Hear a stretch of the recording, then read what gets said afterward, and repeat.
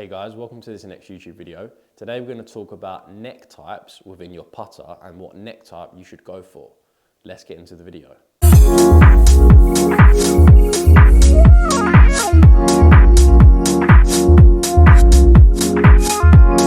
So in my opinion, neck type / offset are one of the most important things in a putter fitting and one of the most important things that you should be thinking about when choosing the putter that's correct for you.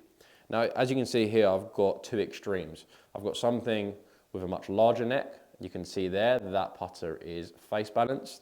And then I've got something with not as big of a neck, pretty much no neck at all, which has a lot of toe hang. Okay, so both of these putters obviously do different things. So as you can see here, this putter, where it's got a larger neck, that shaft there points towards the center of the face. That allows the head to be completely face balanced. Okay, whereas you can again see this one where it's a much smaller neck, it points more to the heel of the putter, and then that allows the head to have more toe hang. Okay, so you've got toe hang and face balanced, and they're the two key terms that you need to understand when choosing the putter that's correct for you. So let's talk about face balanced putters. Face balanced putters, as you can see there, point up like this. They don't have toe hang. So that means they don't have extra weight in the toe, which drags that head down. Where it doesn't have much toe hang, that makes it a bit more suited to players with less arc and less rotation, just because that weight in the toe is not going to be allowing that face to open and then close. As it's pretty face balanced and there's not extra weight here, it's much better for players with a much more straight back, straight through stroke. So it's more with a minimal arc and minimal face rotation. Again, this is because of the lack of weight on the toe. So these putters are going to be suited to players that miss left, because usually when someone misses left, that's because they're over rotating the face. This putter here is going to try and prevent as much rotation as possible. Obviously, there is an extent to these putters. They can only do so much. It is mainly down to technique, but it's going to be a big help if you've got the right putter for you. So where there is no weight in the toe, it makes it a little bit harder for you to shut the face down.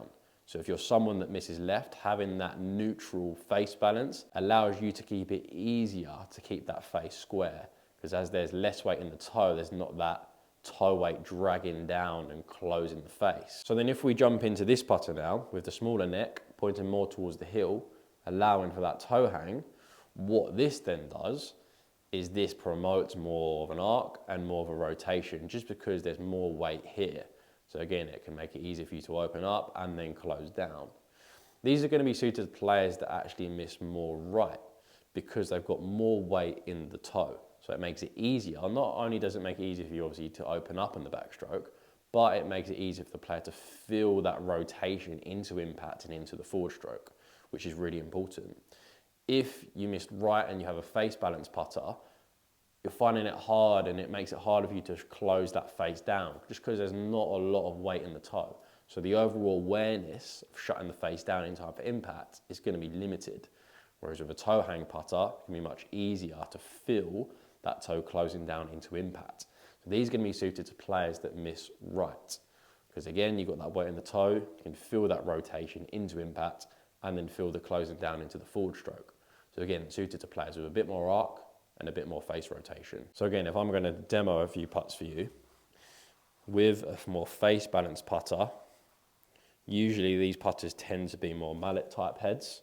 That then promotes less rotation. So with these putters, I don't want to be arcing it loads. I don't want that face to be opening and closing at a higher rate. I want to try and keep it as straight back and as straight through as possible.